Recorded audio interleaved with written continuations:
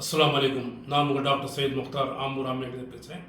So இந்த காலகட்டத்தில் நிறைய பேருக்கு வந்து இந்த ஹார்ட் அட்டாக் வந்துருந்துங்க. முதல்ல காலகட்டத்தில் இந்த பெரியவங்களும் தான் வர்றதுருக்கும். இப்போது சின்ன பசங்களும் வந்துருது, 20-25 வயசுலேயே வந்துடுதுங்க.